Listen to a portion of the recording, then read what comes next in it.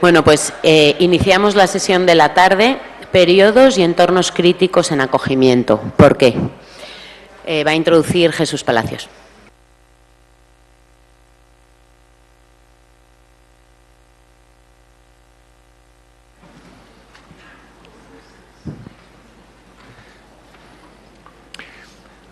Bueno, me temo que en primer lugar debo empezar disculpándome por esta sobreexposición de hoy, completamente involuntaria, completamente indeseada, lo lamento.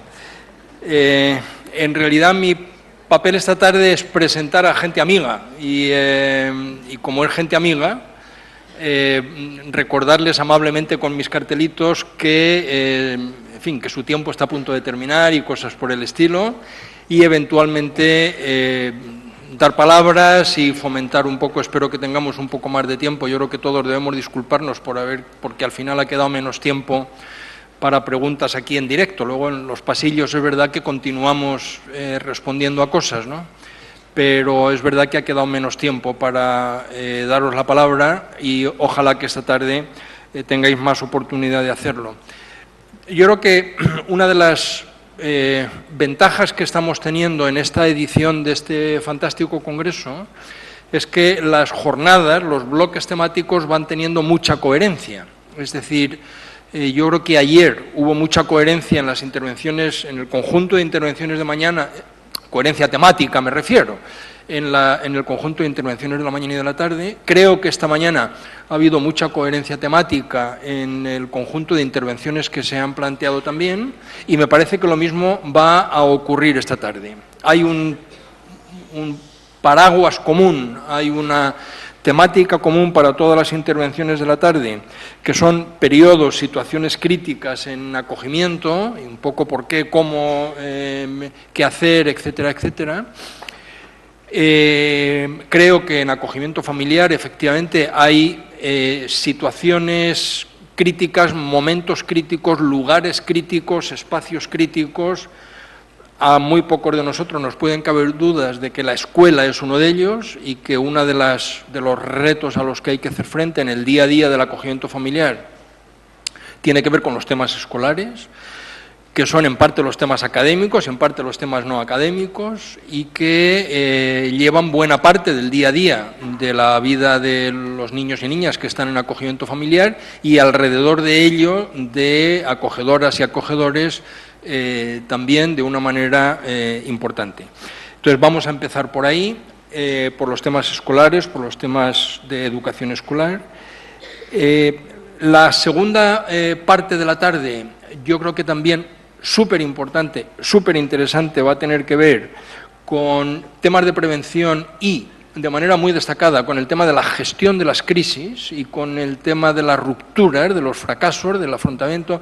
Crisis, rupturas, es ponernos delante una realidad que forma parte del acogimiento familiar y que, por lo tanto, no puede ser ignorada, pero que hay que también saber cómo afrontar, no desde la alarma, no desde la desorganización emocional, sino un poco desde la perspectiva profesional y desde el trabajo con niños, niñas y familias. Y luego, finalmente, vamos a terminar la tarde, antes de las comunicaciones orales, vamos a terminar la tarde con otro tema de enorme importancia, que a medida que niñas y niñas y niños y niñas van creciendo se convierte en un tema más prioritario, que es el tema del acogimiento y la mayoría de edad. Por lo tanto, tres aspectos, tres situaciones: la escuela, situaciones de crisis y rupturas, acogimiento y mayoría de edad, que atraviesan muchas situaciones de acogimiento familiar, en algunos casos prácticamente todas, y que requieren un enfoque y un afrontamiento y unos planteamientos basados en el conocimiento, basados en la práctica, basados en lo que cada una de las personas que van a presentar van a basar sus intervenciones.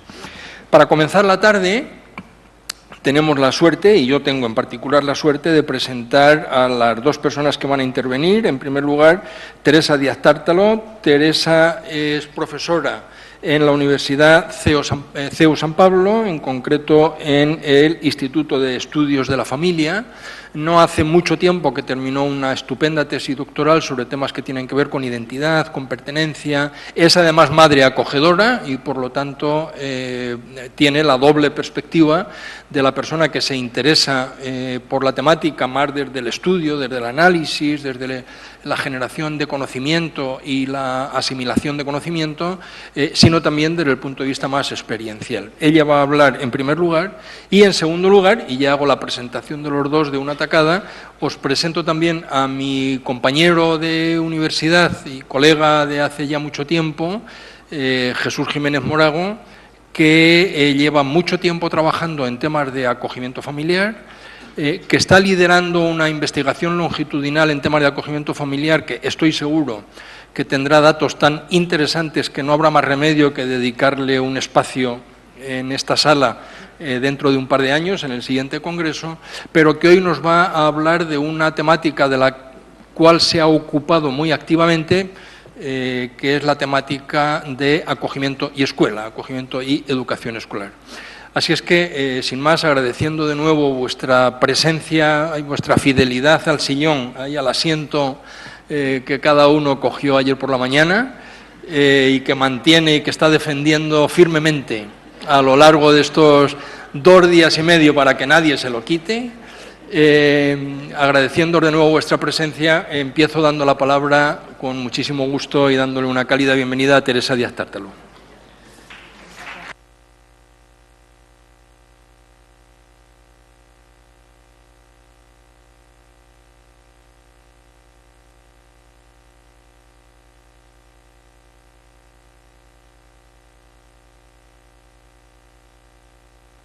Buenas tardes a todos.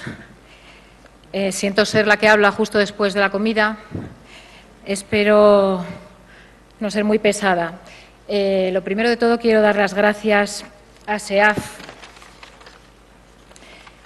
Las gracias a SEAF por la confianza de encomendarme este espacio. La verdad es que estoy encantada de haber estado colocada entre estos dos Jesuses a los que tantísimo estimo y tanto admiro. Yo pertenezco a la Asociación Familias para la Acogida desde hace 20 años. Esta asociación está integrada en ASEAF, pero hoy solamente pretendo intentar hacer de leal portavoz de lo que familias de toda España, vinculadas a ASEAF, viven en relación con la cuestión que nos reúne ahora: acoger en el aula a la infancia con medidas de protección. Hoy vehiculo aquí la voz de muchos miembros de distintas asociaciones, muchos están aquí presentes. ASEAF es como una familia de familias, donde uno puede ver verdaderamente cómo unas asociaciones ponen al servicio de otras lo que les es de ayuda. Nos acompañamos en las dificultades y tratamos de responder juntos a las necesidades de los niños y de sus familias, dándonos luz unos a otros. No quiero pasar por alto este aspecto porque realmente me parece que esta forma que tenemos de trabajar en ASEAF introduce algo muy valioso que creo que de verdad debemos compartir todos. Esta forma corporativa de trabajar, de poner juntos sobre la mesa los problemas, de tratar de mirarlos juntos, de dejar a un lado las diferencias, que las hay, porque las hay. En ASEAF no somos todos iguales, no todos pensamos igual, pero es fácil trabajar juntos cuando se comparte de fondo algo que te mueve realmente, hacia lo que tienes un afecto. Para nosotros esto es fácil, ciertamente, porque nos duelen los niños, como nos decía una familia gallega el otro día. Queremos a estos niños, queremos a nuestros niños y queremos también a los niños que no tienen la suerte de estar en una familia. Nosotros realmente, sin conocernos muchas veces de cara, porque muchos no nos conocemos de cara, es verdad que compartimos una simpatía previa, una simpatía facilitada de antemano por esta causa común que compartimos.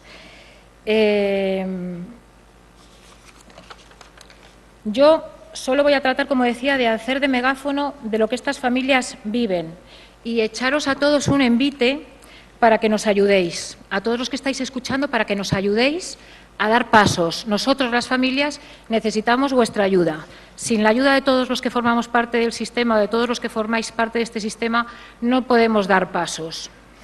Nos ayudéis a que estos pasos se puedan dar. Sois necesarios todos los profesionales todas las personas implicadas en los distintos sectores que están en relación con el niño.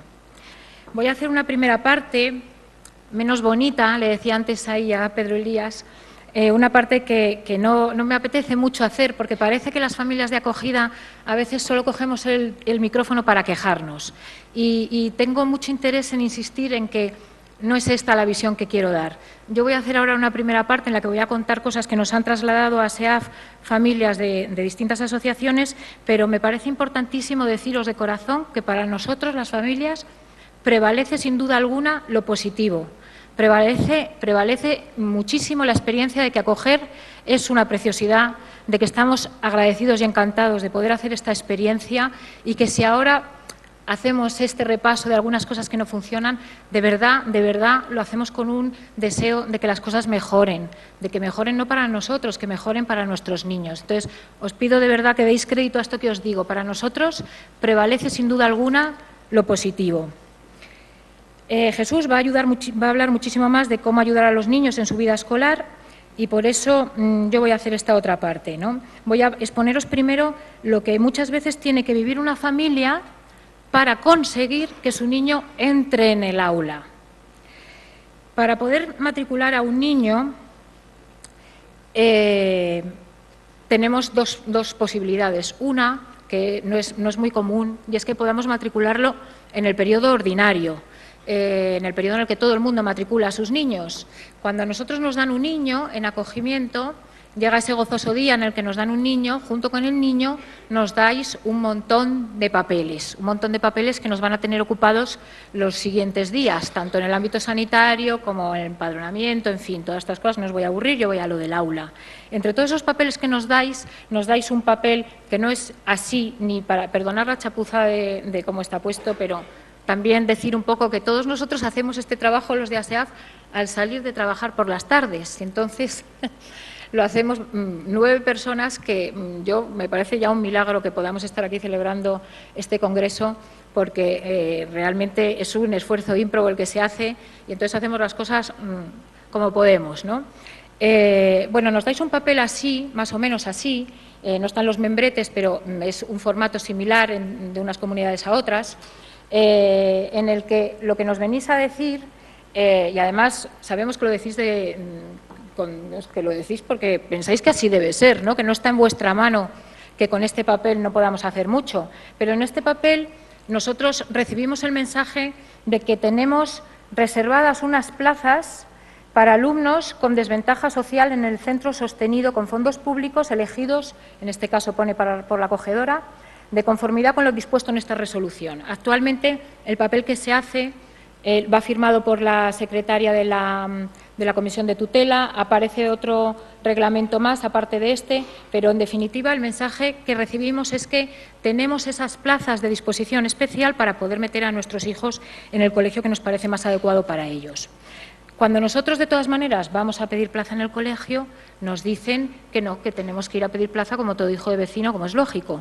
Y entonces tenemos que empezar el proceso de rellenar una serie de impresos de las que os libro de las primeras partes, pero es verdad que en el impreso que recibimos todavía tenemos esperanza, porque hay un cuadradito que os he reseñado con la flecha en la que nosotros podemos poner una X y la ponemos contentos y pensamos que nos va a ir muy bien. Y después también podemos ver en la página web de la Comunidad de Madrid, esto no solemos hacerlo hasta que no vemos las puntuaciones y vemos que no hemos entrado en el colegio en el que queríamos. Disculpa, Teresa, lo que ponía en el cuadradito, porque igual no se veía, es situación de acogimiento familiar, que tú podías marcar con una X. Sí, situación de acogimiento familiar acreditado por la Dirección General de Familia y el Menor. Esa X es aparte de todos los otros baremos que vienen antes, ¿verdad? Y nosotros ponemos ahí.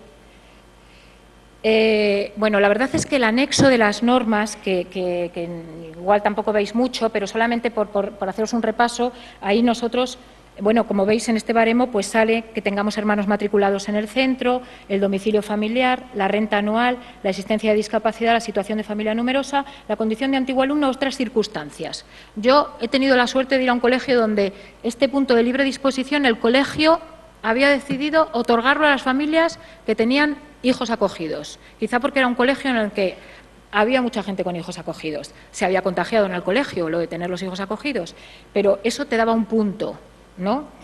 Bueno, los criterios de desempate.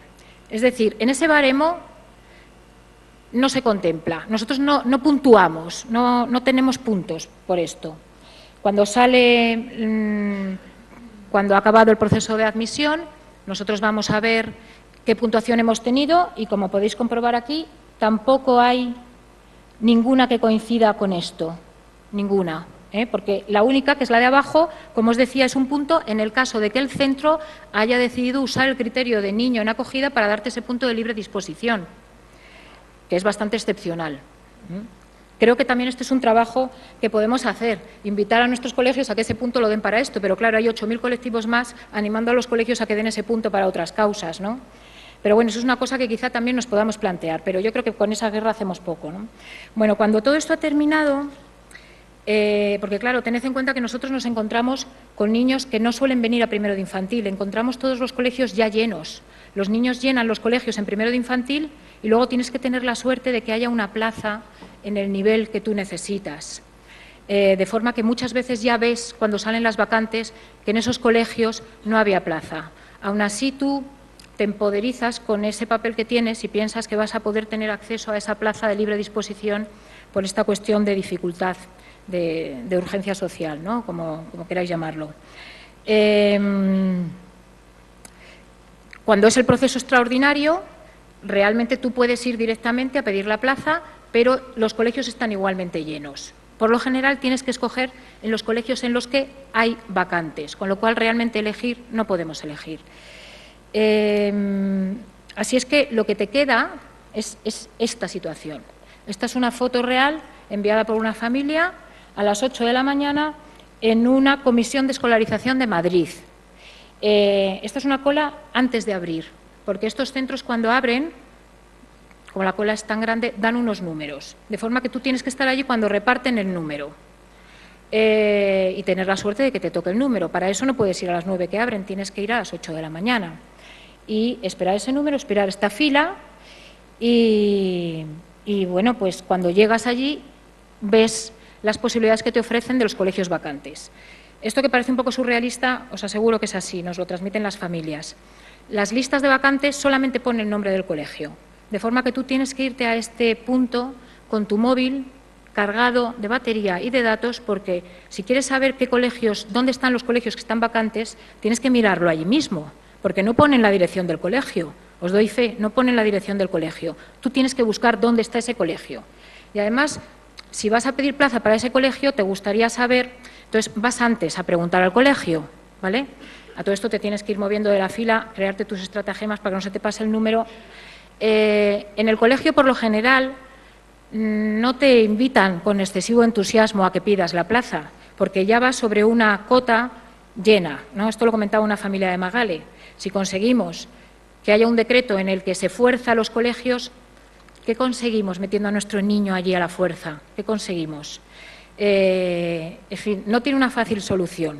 Nosotros no sabemos cuál es la solución, pero lo que queremos poner aquí de manifiesto es que es necesario pensar una solución para esto. A día de hoy esto no está bien. Todo esto lo hacen las familias y nos transmiten este tipo de cosas. No puedo. No puede ser que a mí me agote más la burocracia que la crianza de los niños. Yo creo que esto es innecesario que yo lo haga. Nos presuponen que somos abogados, gestores, administrativos. Parece que tengo un bufet o una gestoría. Todo esto me roba tiempo de estar con los niños y además se lo estoy quitando de mi autocuidado. Ponédmelo un poco fácil. Plazas siempre tendrán en algún centro, pero si lo mandan a un centro a kilómetros de la necesidad de la familia y del niño, pues están generando un gran problema. El decreto solo facilita en periodo extraordinario de matriculación. En el ordinario se compite con el resto de solicitudes, por lo que se puede denegar la matrícula. No parece lógico. En niños bajo figuras de protección debería facilitarse todo. La Administración no puede desentenderse en nada de los niños que tutela. Tiene que procurar las mejores circunstancias para todos estos niños y sus familias acogedoras, sin poner zancadillas. Y los centros educativos son Administración. El problema es que esa interlocución con los centros educativos nosotros no nos resulta fácil tenerla. En ese sentido necesitamos vuestra ayuda. Se tienen que sentar a hablar sobre esto. Esto nos lo dice una familia de Granada. Aunque aquí el decreto de escolarización vigente está muy clarito, que en periodo extraordinario hay que abrir la plaza a la persona menor acogida sí o sí, en el centro de elección de la familia acogedora y que el decreto prevé poder aumentar la ratio, suele haber aún problemas. Aún muchos centros educativos dicen que el decreto es interpretable y se niegan a abrir la plaza. Esto nos genera a las familias acogedoras todo un periplo por la Administración y por los centros. A veces los centros entran en razón previa llamada de la Administración si hemos conseguido llegar a ella. A veces no se consigue esa llamada. No, en general no hay ayuda de la Administración de protección. El 10 de octubre del 19, ahora, el mes pasado, nuestros amigos de la Federación Andaluza de Asociaciones de Familias de Acogida y Colaboradoras han tenido una reunión con don José María Yerbe Toledano, de la que han salido muy contentos. Parece que la disposición es estupenda. Vamos a ver qué frutos da esto. Querríamos poder tener estas conversaciones en todas las comunidades autónomas donde esto no funciona bien. Nos decía Juan que en ese artículo sobre el procedimiento se marca la prioridad para que nuestros menores acogidos sean admitidos. Pero la realidad es que, como decía esta familia de Magale, forzar al centro quizá no es la solución ideal, porque nosotros no necesitamos un centro que se vea forzado, necesitamos un centro que quiera tener a nuestros niños, que asuma el desafío educativo que estos niños suponen, que nosotros estamos convencidos de que además es un bien para las escuelas, es un bien pasar por la historia de tener dentro de sus aulas unos niños acogidos. Es enormemente educativo y se lo están perdiendo. Esto nos dice otra familia de Madrid. No podemos separar el interés del niño del interés de su familia. Es absurdo. Es absurdo. Realmente, cuando hablamos del interés superior del niño, no podemos separarlo de todo lo que le rodea, ¿no? No es un ente aislado. Esto de las competencias, ¿no?, que a nosotros nos hace sufrir tanto. Es que esta es mi competencia. Sí, ya... Pero no podemos trabajar así, solo guiados por nuestras competencias, porque no resolvemos el problema. Quizá desde tu competencia debas reunirse con los que tienen otras competencias y buscar una solución, que, como digo, nosotros desde luego no la tenemos. Bien, esto es todo lo que uno pasa para meter a su niño en el aula. Para cuando ha conseguido meter el niño en el aula, uno ya está mosqueado con la mitad del sistema. ¿Qué encontramos después en los colegios, cuando llegamos a los colegios? Problemas para entender sus dificultades y, por tanto, para buscar manera de abordarlas. Existen materiales. Jesús ahora va a presentar este material maravilloso, Entiéndeme, enséñame, que nosotros, en nuestra asociación, enviamos por correo electrónico inmediatamente a las familias para que lo tengan, y nosotros les animamos a que preparen un lote de material que entreguen a su profesor. Según llevan al niño, toma, profesor, esto está hecho para ti, es un material estupendo, y los profesores además son muy receptivos. Pero esto es un trabajo que estamos haciendo las familias, deberían hacerlo otras entidades.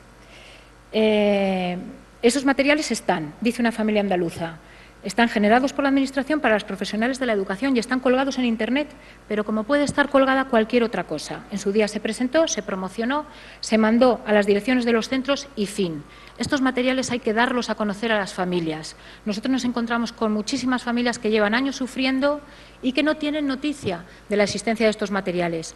Sé, porque me lo comentaba ayer una persona de la Comunidad de Madrid, que aquí se está haciendo un material, se ha hecho uno ya para los centros residenciales y se está preparando uno para los colegios, pero es importantísima la distribución de ese material, porque este material que han hecho el equipo de Jesús Palacios existe hace mucho tiempo y las personas, los acogedores, muchas veces no los conocen, los están conociendo a través de las asociaciones de familia.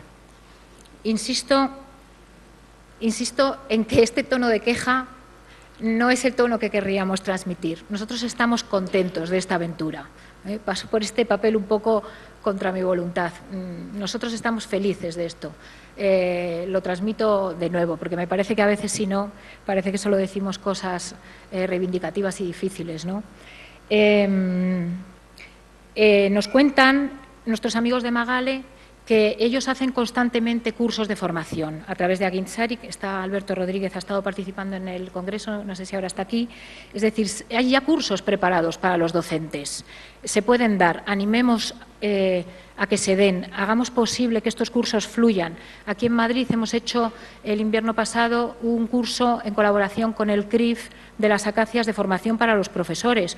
Se llenó, no fue un curso, fue una jornada. Esperamos que ahora se demande el hacer un curso y se pueda hacer, pero es una iniciativa que se ha llevado a cabo desde las familias, Necesitamos que más agentes se comprometan en que estos cursos se puedan dar.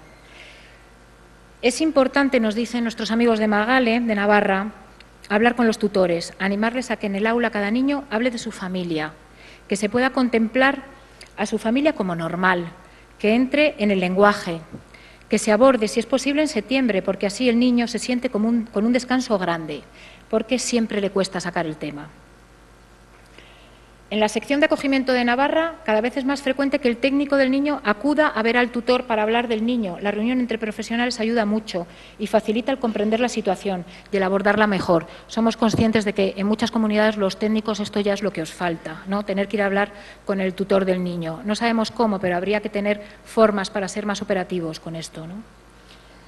Este es un extracto de una carta a los Reyes Magos y ahora ya me voy a poner un poco en tono Reyes Magos, que va a empezar mañana, lo sé, pero algunos padres habían escrito algunas cartas. Este es un extracto de una carta de un padre acogedor de Madrid. No pedimos milagros, pedimos ayuda para los niños que han visto vulnerados sus derechos más fundamentales.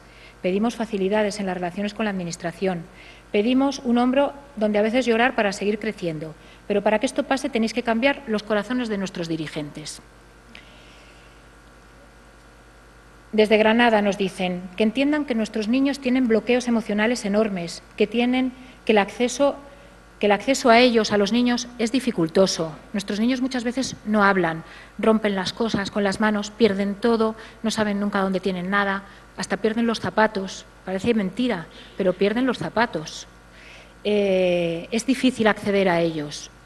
Esto no puede convertirse en una suerte de regañinas y castigos continuos, de partes y expulsiones. Muchas veces los padres acogedores tenemos el récord de tutorías.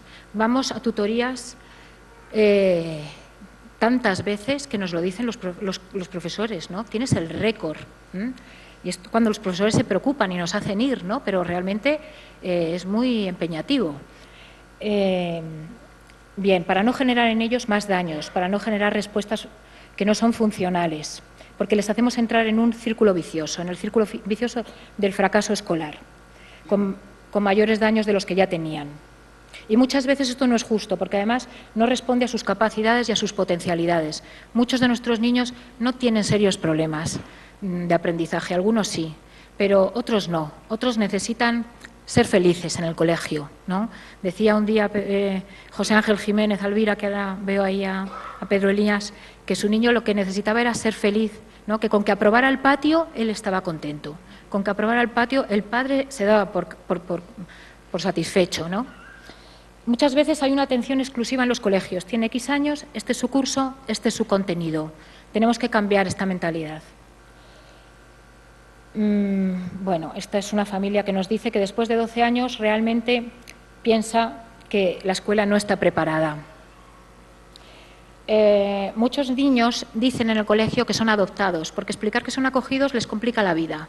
Tenemos que introducir, para esto es el día del pijama, ¿no?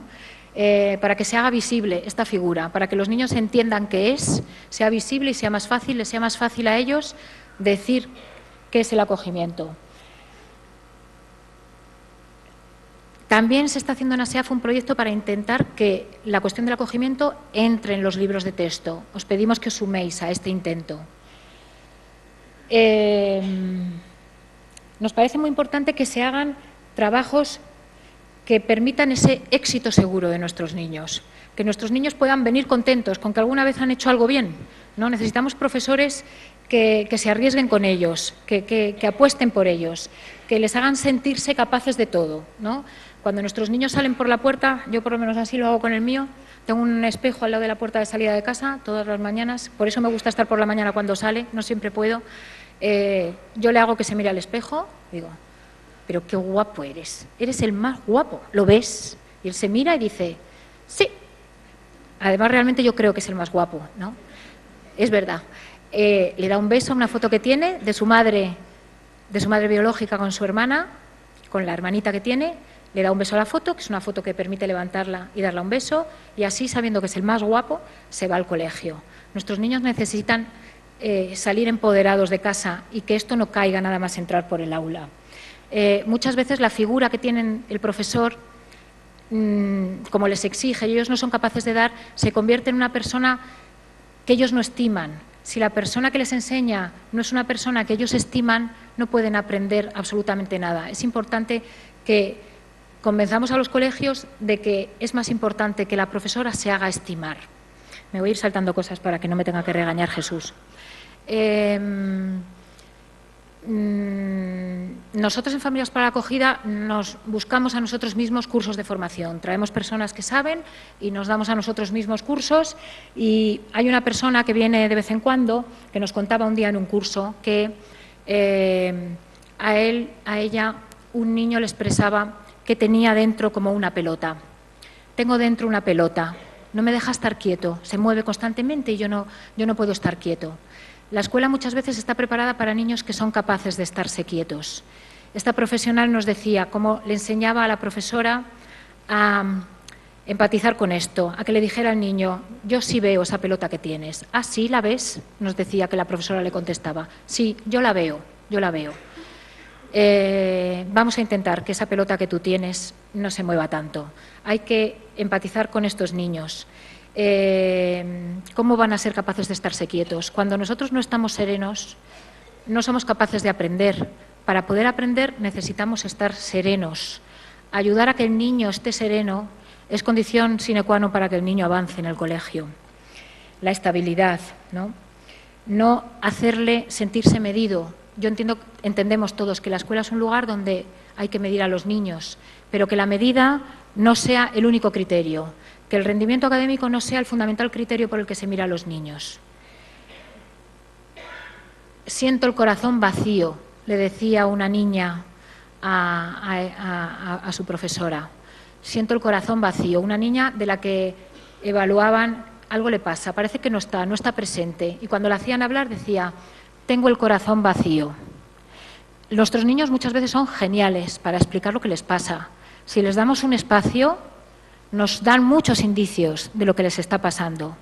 Esta niña que sentía el corazón vacío, ¿cómo le iba a interesar la pizarra? No le puede interesar la pizarra, es imposible.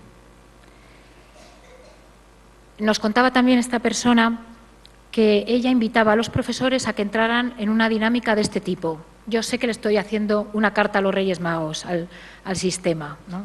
Y que esto es mañana, pero si entramos al menos en plantear estas posibilidades, quizá poco a poco podamos poder inventando otras formas de trabajar, que como ahora Jesús las va a explicar todas, va a explicar muchas, yo no me entretengo en ellas.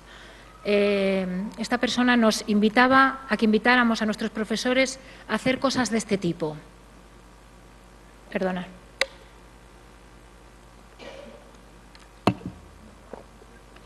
Cuando un niño llega a una familia, la ley nos obliga a llevarlo al colegio, pero muchas veces quizá no es necesario que vaya al colegio desde el primer momento. Los niños necesitan primero vincularse con su familia, tener un mínimo de serenidad. Nos acordamos de todo lo que decía ayer este chico rubio en el documental, ¿no? Que era genial. Esta profesional le decía a los profesores: pensad si fuera posible algo así. Si pudierais invitar al niño a que fuera al colegio y pudierais lo primero enseñarle una sala acogedora, una sala donde podéis invitar al niño a que vaya siempre que quiera a tomar café, a tomar un chocolate. Mientras los profesores están tomando café, tú puedes venir aquí siempre, antes de entrar en el colegio, a asistir a clase. Venir aquí a estar y a hablar con las personas que están aquí. Puedes venir aquí, estar tranquilo, este es un espacio para ti. Sé que esto es una carta a los Reyes Magos, pero si al menos verbalizamos esto dentro de nuestros colegios, quizá los profesores luego pueden ser creativos para ensayar sitios de este tipo, espacios de este tipo, de otras maneras, pero hay que darles ideas. Esta es una sala donde tú puedes venir siempre que quieras y después te vas con tu madre. Tu madre te viene a recoger, te vas, o vienes con ella, ella está aquí y antes de que el niño se separe y se meta en el aula. Y después le decía, te voy a enseñar el aula de gimnasia. El aula de gimnasia, porque sabía que a este niño le gustaba mucho hacer gimnasia. Mira, ahí se hace gimnasia. Ven y haz gimnasia durante las primeras semanas, incluso si quieres el primer mes, que haga solo gimnasia. Y el niño viene a hacer gimnasia y se va. Este niño un día preguntó, ¿y mi clase? ¿Dónde está mi clase? Tu clase es esa. ¿Y qué están haciendo hoy?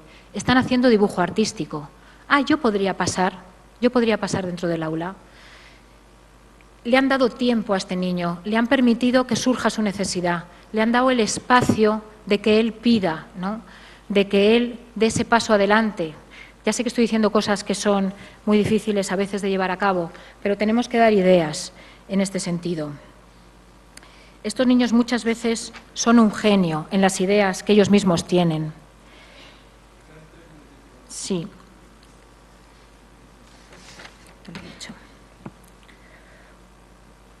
Un niño que no está contento en la relación con adultos de referencia dentro de la escuela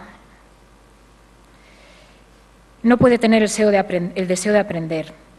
Hay que encontrar algo bello que mostrar en la escuela, porque si matamos su deseo de aprender, que muchas veces les pasa a nuestros niños, se les mata el deseo de aprender, les estamos cortando la posibilidad de encontrar en la vida cosas bellas. Poderse fiar de un adulto para ellos no es fácil. Por tanto, tenemos que, entre todos, intentar inventar herramientas. Quiero acabar con esto, reiterando la invitación a que nos ayudéis a pensar herramientas que permitan que nuestros profesores entren en esta otra clave. Muchos entran, están encantados de poder entrar, en la que los niños ven a sus profesores y ven el colegio como un lugar donde poder descubrir ese mundo del que ellos todavía no se fían. Necesitamos poder darles esta confianza y para eso os necesitamos ayuda, necesitamos vuestra ayuda. Nada más, muchísimas gracias.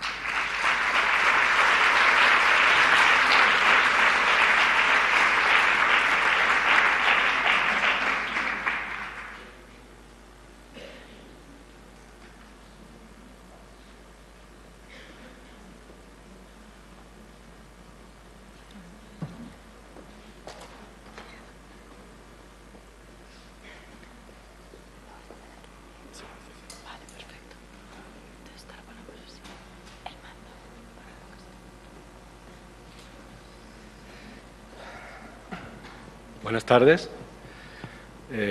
Muchas gracias a Jesús por la presentación, María de ASEAF. Me siento muy honrado de estar aquí, de poder compartir con ustedes, con un auditorio tan capacitado, familias de acogida, profesionales, gente que trabaja en la administración, interesados por estos temas de acogimiento familiar. También me siento muy honrado de estar aquí para representar de alguna manera al grupo de investigación de la Universidad de Sevilla. Algunos de mis compañeros y compañeras están allí, han presentado un póster, por favor no lo perdáis, en el que se puede ver pues cómo se comparan diferentes medidas de protección en cuanto al ajuste académico, al rendimiento, etcétera. Muy interesante, no lo perdáis. Ese grupo de investigación es un grupo al que yo estoy muy honrado en pertenecer. Desde hace muchos años es un grupo de investigación que modestamente me parece que ha hecho aportaciones muy significativas en investigación y desde luego en transferencia social del conocimiento en materia de protección de menores, y es un grupo que ha estado liderado, como todo el mundo sabe, por Jesús Palacios. En realidad, Jesús Palacios ha dicho hace un momento, bueno, perdonadme que yo esté aquí repitiéndome y tal. Yo soy una especie de Jesusillo, ¿entendéis? Yo soy un producto genuino de la factoría Palacios en la Universidad de Sevilla y me siento muy, muy honrado de que así sea. De hecho, ha dicho antes Teresa que yo hablaría ahora de Entiéndeme, Enséñame. Es una guía que hicimos justamente con ambos, ¿no?, con otras compañeras allí en Sevilla ya hace bastante tiempo, y parte de lo que voy a contar aquí pues está en la base de esa guía, aunque voy a intentar trascender un poquito ese contenido e ir un poquito más. Algunas de las cosas que pensaba comentar ya las ha adelantado, y además muy bien Teresa, haciendo poniéndoles voz a las propias familias, y trataré de reflexionar un poco en torno a esta cuestión. Llevamos aquí prácticamente 2 días en la que hemos oído hablar mucho de familia, de las familias acogidas, de las transiciones, de los acoplamientos, de si este tipo de familias, bueno, creo que tenemos que pensar un poco también, decía Jesús que este es un contexto crítico, y tan crítico, ¿no? Si no hay una buena conexión, si no hay un buen funcionamiento del contexto familiar, los niños que funcionan bien en casa, si no aprovechan, si no funcionan bien, si tienen dificultades con sus compañeros en el colegio, al final esto va a repercutir en la adaptación general del niño y, por supuesto, en el funcionamiento del sistema familiar también, porque quieras que no, se vuelve como un boomerang, ¿no?, hacia la familia, y empiezan los problemas, las dificultades. Por lo tanto, es un contexto muy importante. Y vamos a intentar reflexionar un poco sobre ese contexto escolar, ¿no? Seguramente educar hoy para los profesionales de la educación en primaria y secundaria significa educar en medio de la diversidad. En medio de la diversidad y en el marco de una escuela que llamamos la escuela inclusiva, ¿verdad? Es una escuela que nos cuesta realmente poner en marcha, ¿no?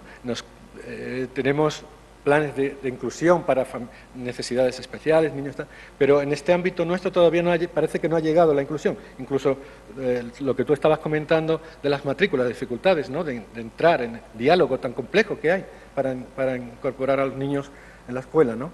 Por lo tanto, un componente específico, probablemente un componente muy significativo de esta diversidad de la que estamos hablando, es el que constituyen estos niños y niñas del sistema de protección, con medidas de protección. No por su magnitud, por su cantidad, pero desde luego sí por su especial significación de sus historias, por el deber de protección, por lo que por haber pasado, las historias de adversidad que han vivido estos niños. Es un colectivo muy significativo, muy especial, ¿no? Estos niños y niñas son, desde luego, un ejemplo de diversidad en sí mismos. Es pura diversidad, modelos familiares, procedencias, características personales, raza, elementos culturales. A veces, incluso en una misma familia, se dan varias de estas cuestiones, modelos familiares y adopción, o acogimiento familiar y... Es decir, hay una acumulación a veces de diversidad. Desde luego, estos niños son en sí mismos diversidad, pero también son, desde luego, una oportunidad para tratar en la escuela la diversidad. Es una oportunidad para no dejarla pasar en la escuela. A pesar de todo, estos niños y niñas han estado ahí desde siempre. Pero han empezado a ser visibles desde el punto de vista educativo desde hace relativamente muy poco tiempo. Han sido niños a veces olvidados desde el punto de vista educativo, a veces estigmatizados, en algunos casos, los casos más extremos, abocados a lo mejor al fracaso escolar, incluso a un abandono prematuro del sistema educativo. Es decir, han sido niños que no han encontrado su hueco, su acogida en el sistema educativo. Esto ha ido cambiando, ha cambiado en los últimos tiempos, porque hemos ido tomando conciencia de la importancia que tiene este contexto familiar. Probablemente, este contexto escolar. Probablemente, de la mano de la irrupción, si uno mira las guías, los recursos que hay educativos para los niños en el sistema de protección, encontramos que la mayoría de estos guías, de estos recursos, están pensados para niños en adopción. De manera que en la escuela han empezado a adquirirse, a tomar visibilidad estos niños, porque la adopción internacional empezaba a llenar las aulas de niños distintos con unas características. Y esto ha hecho que se fueran, visualizando y tomando conciencia de esta realidad, ¿no? ¿Qué dice la investigación? Bueno, la investigación, primero, es poca la investigación que hay sobre el tema escolar. La mayor parte de la investigación que hay se centra en la cuestión familiar, en la adaptación familiar, no podría ser de otra manera, pero en el tema escolar queda como en un segundo plano, como una aportación menor dentro del conjunto de la investigación. Aún así todo, ¿qué dicen estos datos de investigación? Bueno, pues dicen que hay algunos problemas, ¿no? Que son frecuentes los problemas de aprendizaje, los problemas educativos, que son niños que tienen dificultades en la atención, en la impulsividad para regular la conducta y la expresión de las emociones, que muchos de estos niños y niñas tienen dificultades también a la hora de hacer amigos y amigas, de integrarse en el grupo de sus iguales de clase, y que, como han puesto de manifiesto algunas investigaciones recientes, pues algunos adolescentes del sistema de protección, en acogimiento familiar y particularmente en acogimiento residencial, pues están, digamos, escolarizados en cursos inferiores a los que le pertenecería por su edad, en porcentajes muy elevados, por encima del 60%. De manera que lo que nos dibujan los datos que tenemos, un poco parciales de momento, no es precisamente un panorama demasiado favorable. Pero también hay que decir otra cosa, hay que decir que la investigación general sobre acogimientos, medidas de protección, transmite un mensaje de variabilidad individual y de grupo. Hay, a pesar de todo esto, bastante diversidad individual debido a las trayectorias de vida de estos niños, de dónde proceden, de la edad, de la exposición a la adversidad, la intensidad y la frecuencia, la naturaleza de esas experiencias. En su recuperación los patrones son también distintos, tienen capacidades y dificultades en cada caso también diferentes. Además de esto, es un grupo bastante, nos hablamos de un grupo, pero es un grupo bastante heterogéneo. No podríamos hablar de un grupo así, porque diríamos que habría varios grupos, ¿no? Grupos que son distintos en función también de las medidas de protección que tienen, ¿no? La adopción nacional, la adopción internacional, el acogimiento familia ajena, el acogimiento familia extensa, los niños que residen en centros de protección, la experiencia desde el punto de vista de estos niños, desde el punto de vista infantil, la experiencia de una familia extensa no es parecida a la familia ajena, la adopción internacional tiene unas particularidades específicas, distintas a la adopción nacional, es decir, hay una diversidad. Bueno, esto no tiene nada que ver con vivir en un centro de protección, de manera que son experiencias de protección, pero experiencias distintas. Y esto se refleja también en la investigación, de manera que encontramos, y vuelvo a invitar a que veáis el póster que tenemos aquí puesto, que el ajuste académico es distinto en las distintas modalidades de protección que estamos aquí viendo. En conclusión, podríamos decir que es una población más heterogénea de lo que parece, que se puede encasillar y etiquetar de una manera muy difícil. ¿Cómo llegan estos niños y niñas entonces al sistema educativo? Bueno, yo digo que es como un largo camino a la escuela, como decía la canción de los Beatles, un largo y tortuoso camino a la escuela, ¿no? Son niños que pasan por experiencias de adversidad muy significativas, son niños que cuando llegan a la escuela, pues llegan a la medida de protección, llegan y se incorporan a su nueva escuela, pues con un proceso de escolarización tardía y muy irregular, que es muy frecuente entre estos niños el absentismo, injustificado, que han cambiado muy frecuentemente, no sé, me suena esto mucho a estabilidad y a transiciones de lo que hemos hablado esta mañana, cambios frecuentes de escuela y de profesores, de barrio, de compañeros, y por lo tanto son niños que tienen carencias muy importantes en procesos de aprendizaje y menos estimulación, tienen una mayor inmadurez, una menor autonomía y menor capacidad también para regular y controlar su conducta y sus emociones. Y Bueno, ¿esto qué significa? Pues que llegan a la escuela en una situación, o se incorporan a su nueva escuela en una situación de desventaja con respecto a sus compañeros y compañeras. La escuela supone para ellos un reto adicional a la adaptación que ya tienen que hacer en las familias, ¿eh? O en los centros de protección. Es un reto añadido. Tienen que adaptarse, obviamente, a sus familias, tienen que adaptarse, pero es que además tienen que adaptarse a otro nuevo colegio, a otros nuevos compañeros, a otros nuevos profesores, a otro nuevo... Es decir, se aumenta exponencialmente ese reto de adaptación, ¿no? Y por el camino, pues han aprendido algunas cosas, como es lógico, ¿eh? La vida no pasa de cualquier manera y aprendes cosas. Aprendes cosas como valorarte a ti mismo de una manera muy negativa. No vales para nada, no sirves para aprender. Has aprendido otra cosa también muy importante, es a desconfiar de los adultos, de las personas adultas. A no fiarte de ellos, incluso también a desconfiar también de los compañeros y compañeras, porque a fin de cuentas, ¿no? Cambias de uno de otro, pues parece que no vale nada las relaciones de amistad, ¿no? Cambian, no tienen, parece que carecen de valor. Y actúan muchas veces pues tratando de confirmar esas creencias, esos aprendizajes, esas estrategias que le han servido en realidad para adaptarse y sobrevivir todo este tiempo.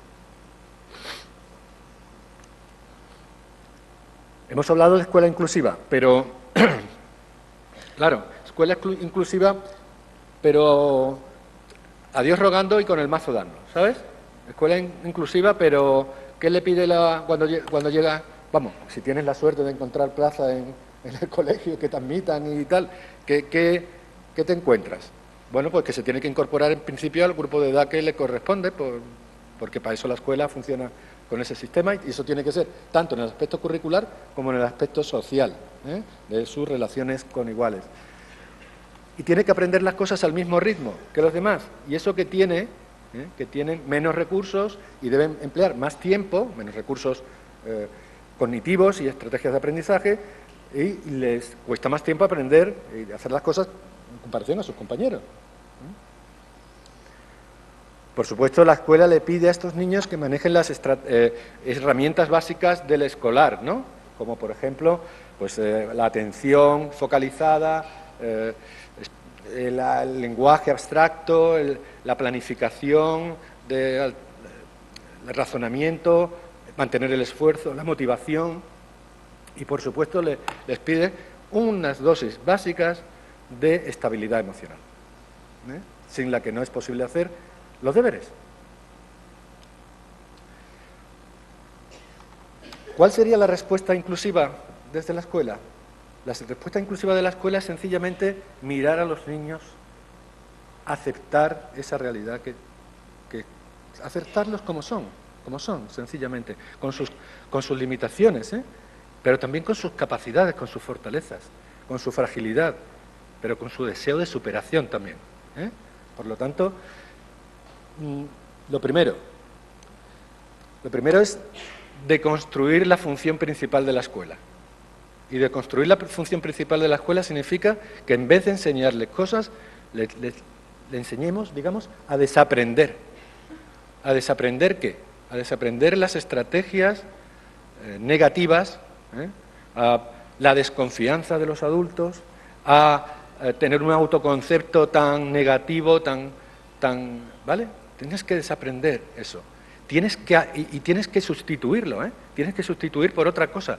Es decir, cuando decimos desaprender la desconfianza significa dar una oportunidad a la vinculación emocional, dar una oportunidad a tener un referente en el que puedas confiar, ¿no?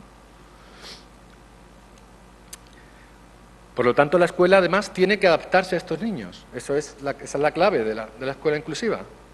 Adaptarse a estos niños, atender sus circunstancias y necesidades en cada caso y a sus fortalezas y debilidades. Yo creo que una de las palabras clave de lo que estamos aquí hablando es diversidad. La otra palabra clave, sin duda, es inclusión, en el marco educativo. No se trata de que sean niños como todos los demás, no se trata de que aquí de pronto, pues naturalizar estas situaciones, no, se trata de realmente respetar esa diversidad que traen y atenderlos en su medida, en esa medida justa y reconociéndolos, ¿no? La escuela debe convertirse en un espacio también de protección. Decimos, la familia es un espacio de protección, porque las familias queremos a las... La escuela tiene que ser igual, un espacio de protección, de seguridad para estos niños. Y más allá de un espacio de protección, yo diría un espacio de recuperación, un espacio de reparación también. Igual que pasa con las familias, igual. Un espacio también de reparación. En este planteamiento de escuela inclusiva, desde luego, el profesorado tiene un papel fundamental, un papel básico. El profesorado debe convertirse en un activo para el desarrollo y la recuperación de estos niños. Convencer a los profesores, decía antes, lo decía Teresa, convencer a estos profesores y profesoras, a los educadores, de que se pueden convertir en coprotagonistas de historias de superación. Sentir que ellos, con su trabajo, con su dedicación, con su esfuerzo, pueden ser también copartícipes del éxito de la superación de las dificultades de estos niños y niñas. Algunas personas que seguramente conocéis, Boris Cyrulnik, Jorge Barudi, hablan de tutores de resiliencia, hablan en esta línea, ¿no? Está aquí, estoy viendo a Javier Mújica, esto lo conoce él bien porque ha colaborado en esto, en esta publicación que me parece muy interesante, sobre la respuesta educativa a la escuela inclusiva en alumnado adoptado, que se publicó en el Servicio de Publicaciones del Gobierno Vasco. Yo suscribo de cabo a rabo lo que se dice aquí. Perdóname, voy a beber un poco de agua.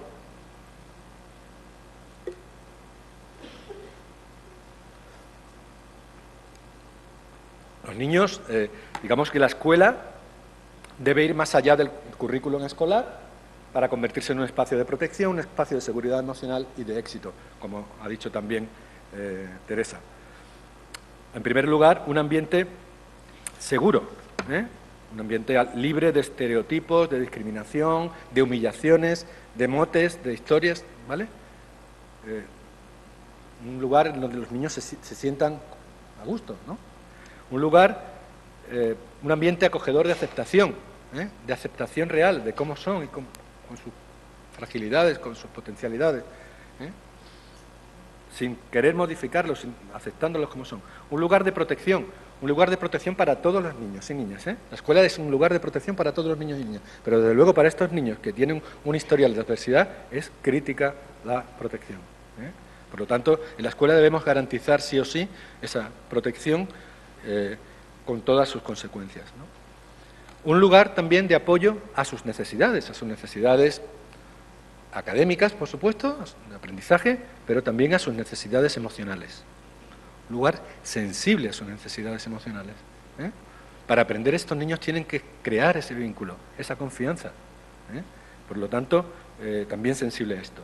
Un lugar de respeto por la diversidad, por los modelos familiares, por los orígenes familiares, un lugar de respeto por la creciente diversidad existente en nuestra sociedad y que está, por supuesto, presente en la escuela, ¿no?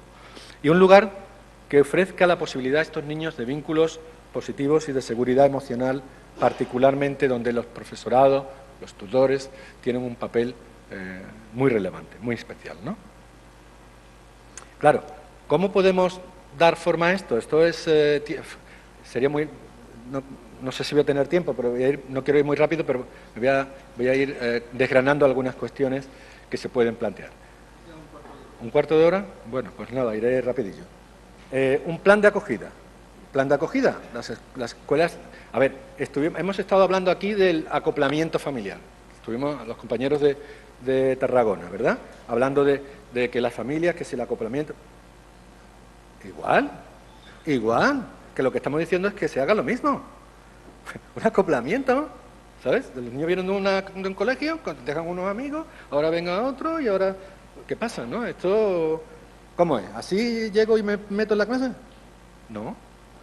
Las escuelas tienen que ser sensibles a esta cuestión. Estos niños son niños en transición, en cambio. Necesitan ser sensibles. Hay que diseñar un plan de acogida con estos niños. Este plan es un plan que permita, que sea flexible, que le permita entrar poco a poco, que pueda diseñar visitas previas, que pueda darte a conocer, como lo que tú has explicado antes. Es decir, que permita que el niño se vaya adaptando primero a la familia y después poco a poco vaya entrando en el centro, que permita que esto no necesariamente tenga que estar, si así se considera, en el grupo de que le pertenece por edad, porque en vez de tal, ¿sabes? O sea, tiene que ser flexible, ¿eh? Por supuesto, el plan tiene que contemplar una evaluación inicial de los niños, no solamente en los aspectos curriculares o académicos, sino también, por supuesto, en los aspectos que tienen que ver con su desarrollo emocional, en su trayectoria por el sistema de protección, en su adaptación actual. Por lo tanto, eso tiene que contemplarse desde la escuela, ¿no?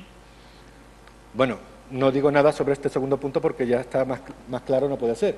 Hay que facilitar el proceso de matriculación, de ingreso de los niños aquí, ¿no? Esto es que es increíble, ¿no? Tú has contado una historia, podría contar yo otras de las que conozco de allí de Andalucía también, pues sangrantes, ¿no? De cambiar, de obligar a una familia a llevar al niño que está acogido a un colegio y distinto del que tiene su propio hijo, y montar un pollo todas las mañanas para poder llevar a los niños al colegio, ¿no? Unas cosas que parece que no tienen sentido, ¿no?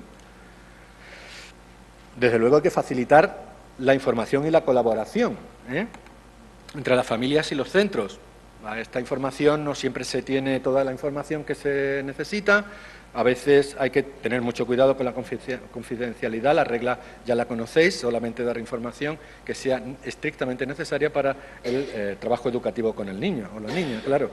Y esto requiere, pues, trabajo en red también, ¿no? A las familias a veces les cuesta, si le aprietas un poco, el profesor le dice que este niño tiene estas dificultades, pues les cuesta morderse la lengua y no contar a lo mejor algunos detalles que igual podrían ahorrarse, ¿eh? También necesitan un plan de protección.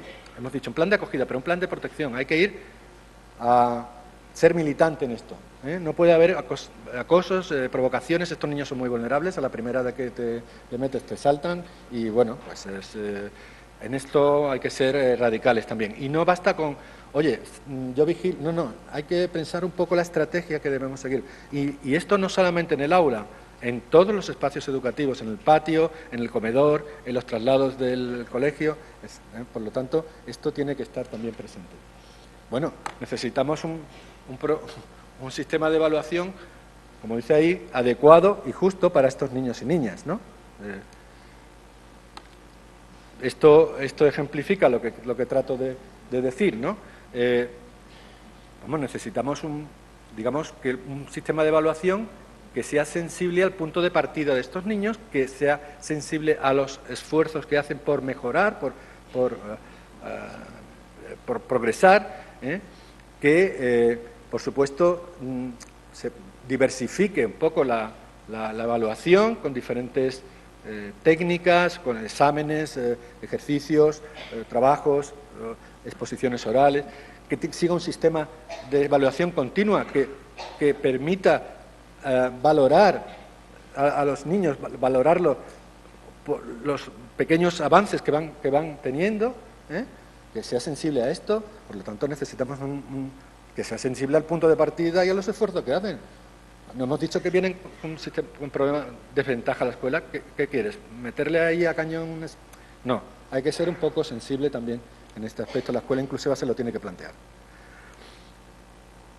Bueno, también contemplar medidas disciplinarias más flexibles y en positivo, claro.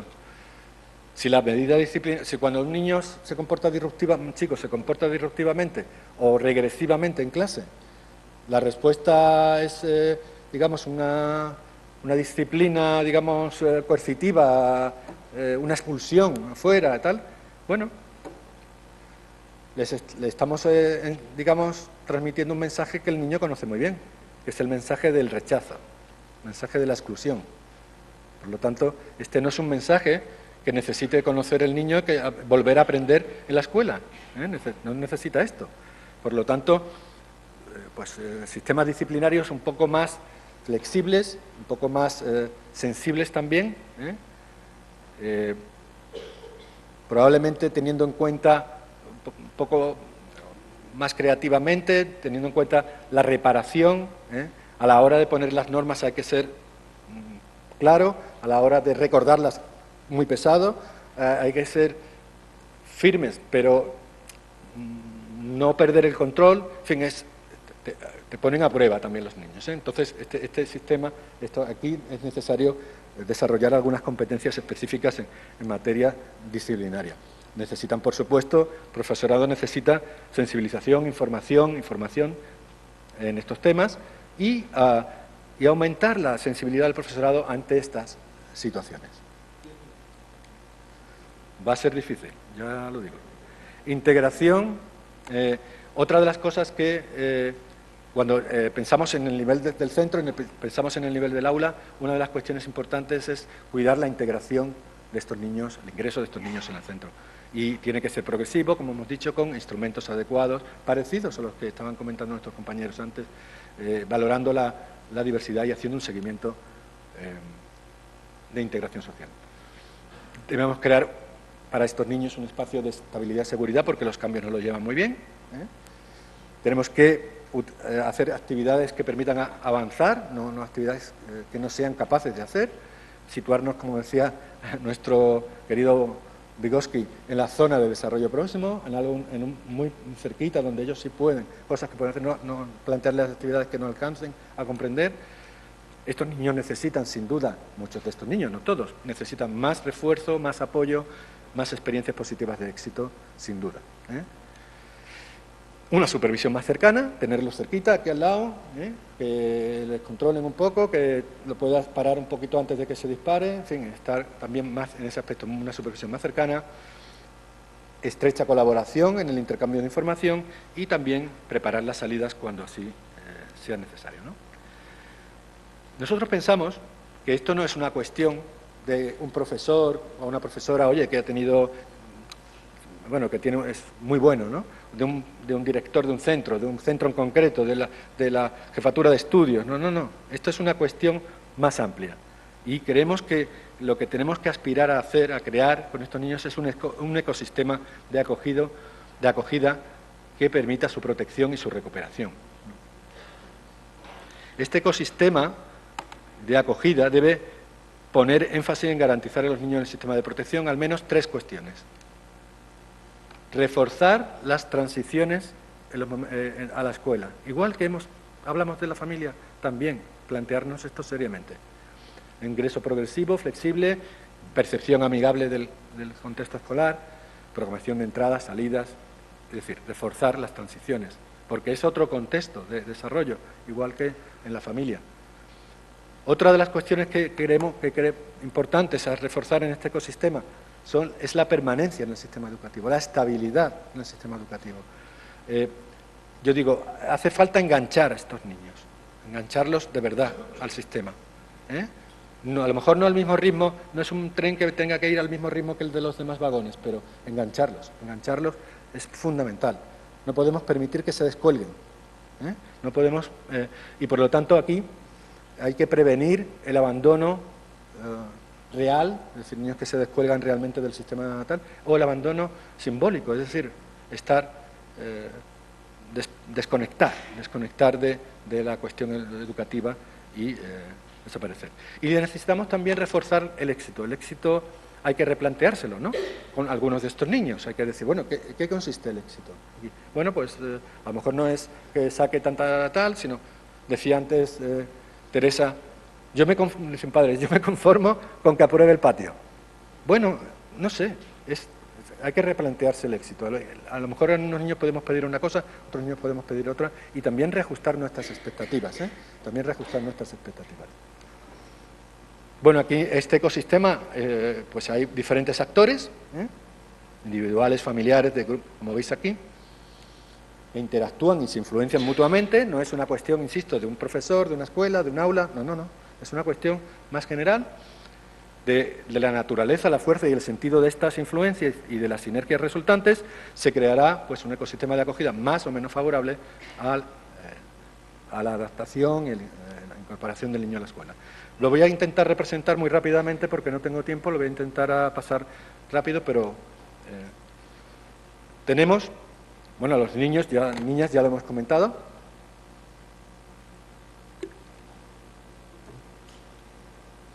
Tenemos aquí a los niños y niñas en el centro de este ecosistema y tenemos también al profesorado. Al profesorado, bueno, el profesorado, muy rápidamente, necesitamos un profesorado sensible y formado, consciente de su papel. Oye, consciente de su papel quiere decir que es como Harry Potter, que tiene una varita mágica para cambiarle la vida a una persona. Eso es lo que se tienen que dar cuenta muchos profesores. Están en una posición ideal para que eso ocurra. Dispuesto a favorecer la vinculación emocional con estos niños, que disponga de las condiciones y los recursos necesarios, ratio, guías didácticas, orientación, apoyo profesional el que necesiten, capaz de manejar las claves psicosociales de la integración de estos niños en su grupo de iguales, de tener una actitud proactiva en el tema de la discriminación, dispuesto a colaborar por supuesto, con acogedores codo a codo, y respetar la labor de los acogedores, no echarle las culpas de que son ellos los problemas del niño en clase, es culpa de los acogedores, y estar dispuesto, por supuesto, a trabajar en red. Tenemos también, en el segundo lugar, a los compañeros y compañeras, otros actores fundamentales de este drama, ¿no? Tenemos aquí bueno, ¿qué pasa con los compañeros y compañeras? Pues que cuando se incorporan estos niños y niñas, tenemos que intentar prevenir las situaciones de rechazo, porque claro, estos niños se presentan en cualquier momento del curso, ¿vale?, a un grupo que ya está formado, y aunque los niños se porten mal ni hagan nada raro, se puede generar una dinámica de rechazo, ¿no?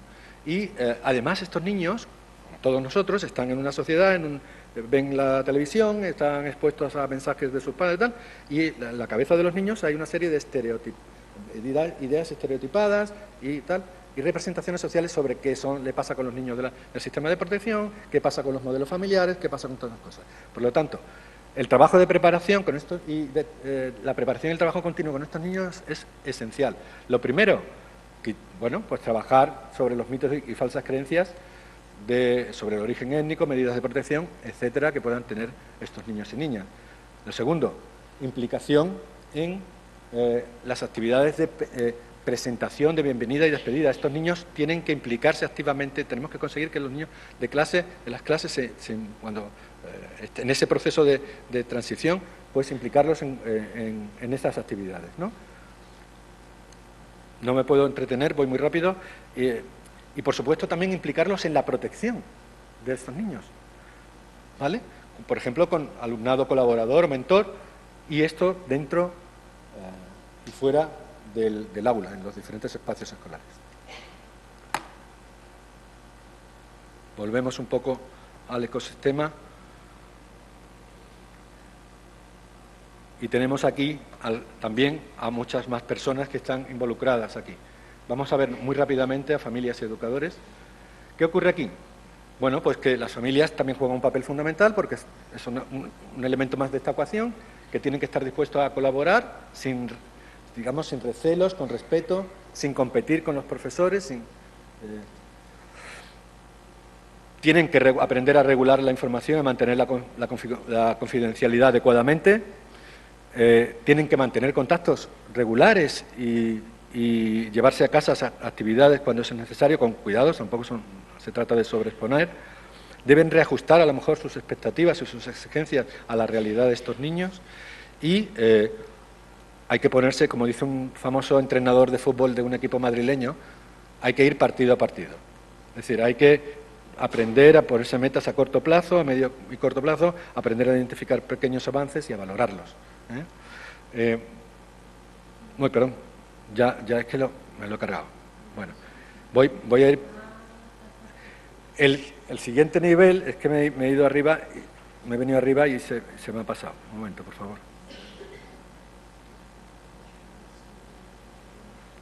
Es que está aquí escondido, no lo veo. Lo vemos. Volvemos al cuadro. Y aquí tenemos, en torno a esta, otro elemento más, que es el centro, la comunidad educativa, los servicios externos, etcétera. Aquí también, hay mucho que hablar, ya hemos comentado algunas cosas, así que me lo paso, digamos, como sin querer. Y todo ello está interconectado para que hablemos de un verdadero acogimiento de estos niños en la escuela, pues tiene que interactuar todo este ecosistema favorablemente. Y el último nivel, bueno, seguramente podríamos describir alguno más, tenemos ahí al sistema educativo y al sistema de protección. Y, bueno, aquí... Perdón, otra vez me he pasado, me he ido para atrás. Y aquí lo que tenemos es lo que justamente ha salido antes. Esta es una escultura de... A mí me gusta mucho este escultor, no sé si lo conocéis, se llama Jaume Plensa. Tiene obras por todo el mundo y bueno, me encanta, ¿no? Y aquí he traído una de estas obras porque me parece que representa muy claramente lo que realmente pasa cuando hablamos de los representantes del sistema educativo y de los representantes del sistema de protección de menores, ¿no? Y es que están así, ciegos, yo diría sordos y mudos, desconectados entre sí, unos de otros. Deberían dejar de estar ciegos ante esta realidad. Lo que nos aparece por la investigación, lo que nos dicen las familias, conduce a que esto no está funcionando como debería funcionar para estos niños y niñas, ¿no? El sistema educativo debe acabar de reconocer de verdad a estos niños dentro del sistema educativo, a reconocerlos y aceptarlos de verdad. Ser conscientes de que están ahí y que tienen que darle una respuesta de verdad a estos niños y niñas. Y, por su parte, el sistema de protección de menores, oye, qué bonito, cojo, les dejo la patata caliente a las familias y luego las familias se pelean con el no sé qué. Esto no puede ser, no puede ser. El sistema educativo no se puede desentender de lo que pasa con estos niños, dejándoselo a las familias y no viéndose las caras con el sistema educativo. Por lo tanto, ¿qué tiene que pasar aquí? Pues coordinación clarísima, trabajo en red, para diseñar protocolos, normativa, para eliminar toda suerte de obstáculos en este camino. Y, por supuesto, concluyo ya, Jesús, de verdad estoy terminando, favorecer la inversión de recursos. Permitidme que diga esto, es que no me puedo morder la lengua, es que escuchamos ayer aquí a algunas personas hablar de los comités, de la Agenda 2030, 40-50, no sé. Yo digo, a ver, propongo la siguiente agenda en este tema. La agenda 10 o 20, es decir, 10 minutos o 20 minutos en resolver este problema que ya lleva demasiado tiempo. Y no hay que esperar la agenda ni que agenda, a invertir recursos, a ponerse las pilas, a coordinar esfuerzos y a cambiar esta realidad en favor de los niños y las familias, ¿no? Bueno, y a reconocer la labor de estas familias y de estos profesionales. Este sería el cuadro general y aquí tenéis algunas de las guías y recursos que hay para abordar estas cuestiones en mayor profundidad de las que yo he podido contar aquí. Y nada, muchas gracias.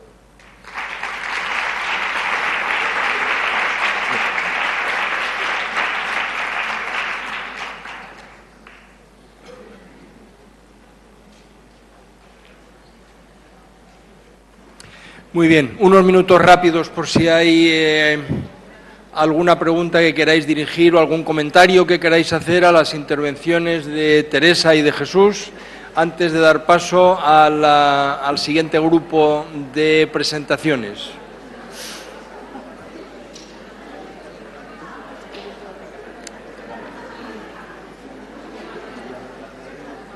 Muy bien.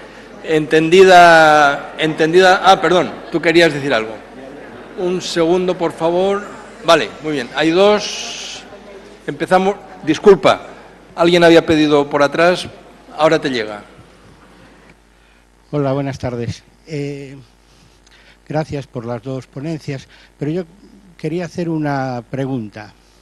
Siempre nos quejamos de que los discursos o las tendencias desde la universidad a la sociedad tardan mucho en llegar.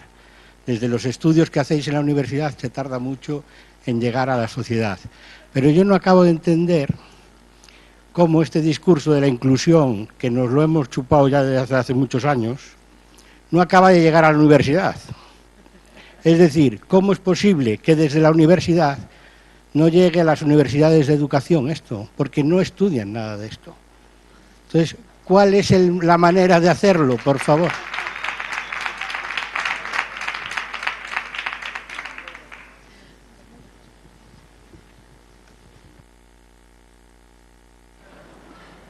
Bueno,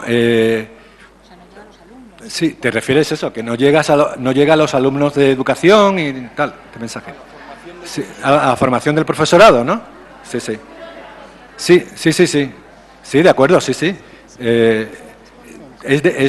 Yo creo que esto pertenece, digamos, a una estrategia, a una escuela inclusiva, pero la propia formación del profesorado ahora mismo está muy lejos de este objetivo, ¿no?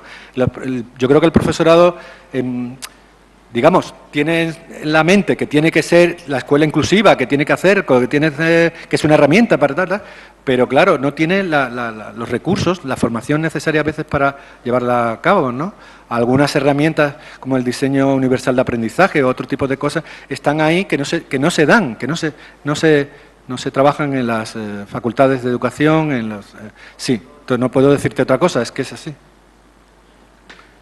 No, yo creo que es un mensaje perfectamente pertinente, es decir, que además de venir a contar esto a foros como este, se los contemos a nuestros compañeros del pasillo que están en la Facultad de Educación. Gracias por poner el dedo en una llaga que realmente parece muy abierta.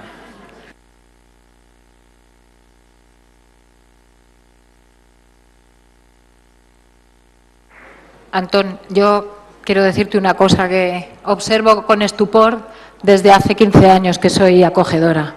Cuando empecé a ir a meterme en todos los congresos y tal que había sobre esto, y es que realmente los grupos que hay en España de investigación sobre esto, que están ellos, que está Oviedo, que está Cataluña con el grupo Grisic, que hay gente en Málaga, que hay gente en Tenerife, que hay mucha gente estupenda. En Madrid hay poca gente, yo me siento un poco sola, pero hay mucha gente fantástica que luego te encuentras en los congresos maravillosos que hay por ahí, pero muchas veces no están dando clase en los grados, sino que están en los doctorados, están en los másters. No hay mucha gente dando clase en los grados donde el chaval que hace el grado normal, que acaba en cuarto y se va, si no decide escoger como tema de estudio, de investigación de doctorado, este tema, pues casi no lo ve, porque no está metido en los módulos, no está metido en las anecas de las narices donde están los planes, ¿no? Es así. En otros países no están así. Muy bien, aquí delante y terminamos. Micrófono, por favor. Muchas gracias.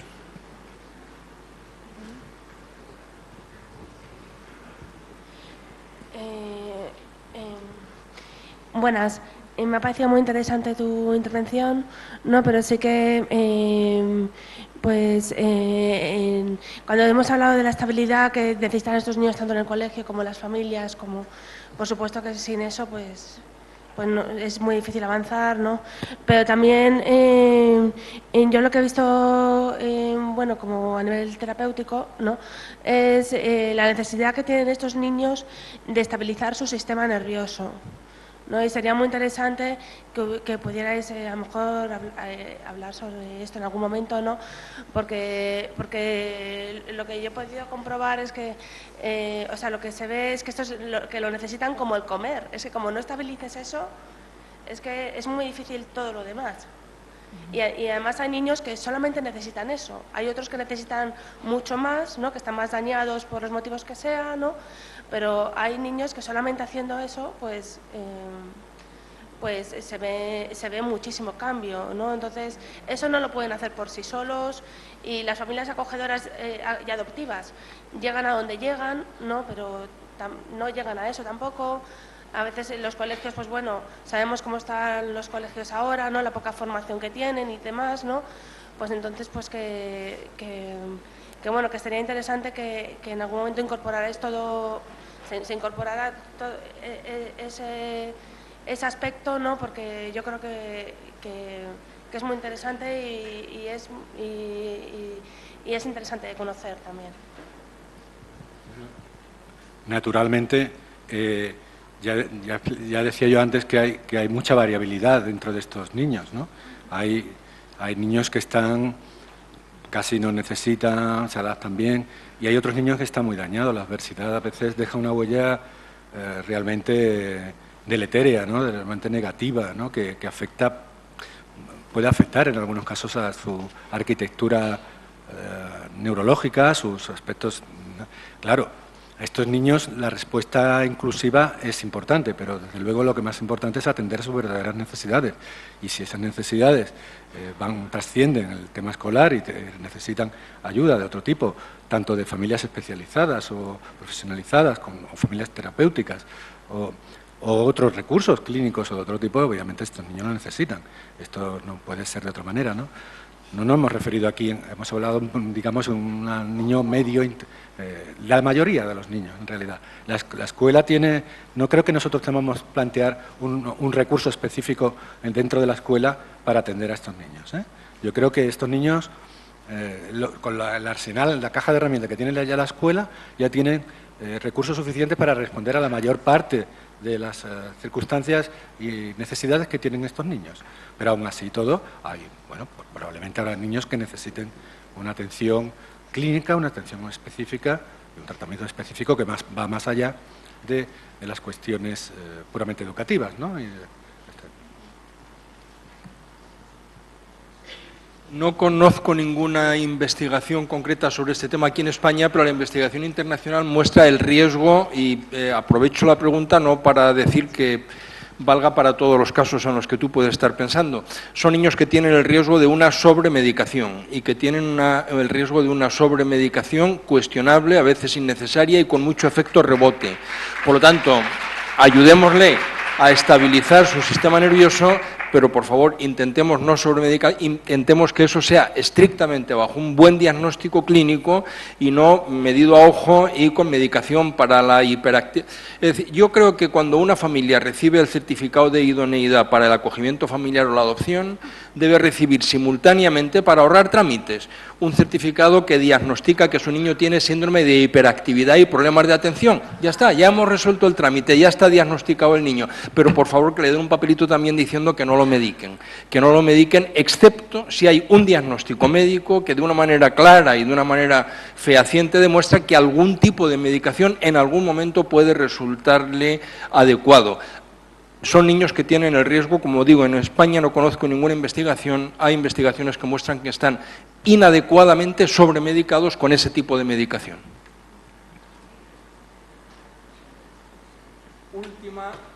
Última, pero con la única condición de que sea breve. No me refiero a la pregunta, sino a la respuesta.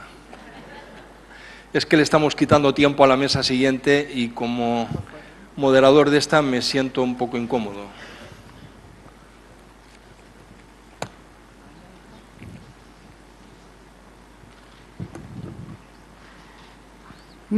Hola, buenas.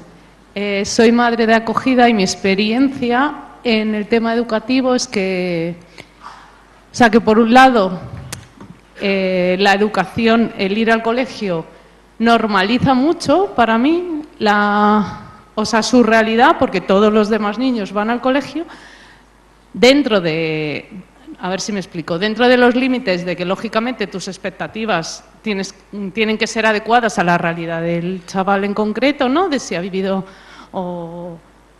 que se adapte y que llegue hasta donde llegue, ¿no? Pero el ir al colegio siempre lo he visto algo importante que les normaliza y que hace que se sientan por igual. Y sin embargo, mi experiencia ha sido que se me ha dicho muchas veces, bueno, el colegio no es lo importante, no si no va, y en muchísimos casos de todos las visitas con la familia biológica son por la mañana faltando al colegio, niños en centros que su psicólogo, su psiquiatra, no sé qué, por las mañanas faltando al colegio, cosas que son todas las semanas, estoy hablando, no cosas puntuales que puede pasarle a todos los demás niños, ¿no?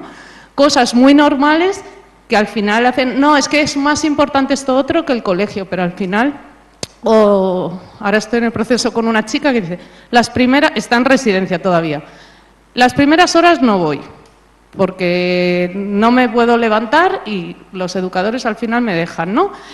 No sé qué, voy a los papeles, hoy no he ido porque voy a hacer los papeles de tal, mañana no voy porque es que me voy al psiquiatra. Y al final todo eso Dentro de que, lógicamente, hay otras realidades, pero yo creo que el colegio, al final, el ir al colegio y el poder tener unos estudios, al final, sean los que sean, me quede con menos o con más, es lo que hace que se normalice su vida, ¿no? No sé qué opinión tenéis al respecto. Bueno, yo reconozco que estoy un poquito pasada de rosca. O sea, yo insisto en que el colegio, o sea, que todo con normalidad, que todo con sentido común, que todo con sensatez, que yo te soy sincera, yo cuando llevo al niño a visita en Madrid, tengo que ir a las 5 de la tarde a Marqués de Vadillo, que yo vivo en la carretera de Colmenar, y sé que lo voy a recoger a las 5 de la tarde del colegio y le voy a meter un atasco de hora y media para ir, porque donde vivo yo no hay metro, y luego otro de vuelta y que cuando llegue no le va a dar tiempo a hacer los deberes y no sé cuánto, pues ¿qué hago? Que pido la visita por la mañana. Y voy y falta al colegio y me quedo más ancha que larga. Y cuando llego, y que no digo que sea, pero quiero decir, un sentido común, o sea, es verdad que yo tengo la complicidad con mi colegio, pero no es tan, o sea, vamos, yo es verdad que ahora estoy en un colegio pequeñito, donde son 14 por clase, porque es el único en el que había vacantes, porque todos los demás de mi barrio estaban llenos, porque la gente no tendrá hijos, pero en mi barrio los tienen todos a porrón. Y no había colegio más que ahí, que nadie quería ir. Bueno, pues mira, resulta que tengo un colegio en el que la directora me dice: tú entra y sal cuando quieras.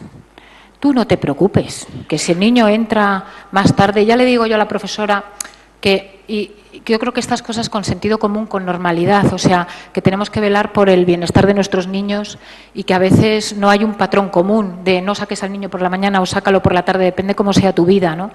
Pero yo, con sentido común, con libertad, creo que tendríamos que tener también, creo, más puntos de encuentro en las grandes ciudades, porque es heroico a veces, ir a la visita. Yo me la pongo por la mañana, me la pongo los sábados, porque es heroico. O sea, el niño llega molido a casa, aparte de toda la agitación que tiene ir a la visita, que es el momento deseado durante todo el mes, figúrate,